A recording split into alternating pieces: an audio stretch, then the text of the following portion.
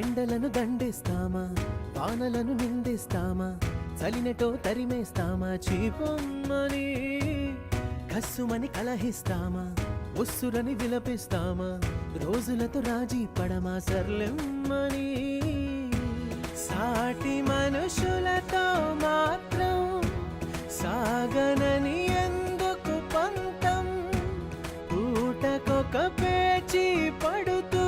ఏం సాధిస్తామంటే ఏం చెబుతా, ఎక్కిళ్ళే పెట్టి ఏడుస్తుంటే కష్టం పోతుందా కదా, మరెందుకు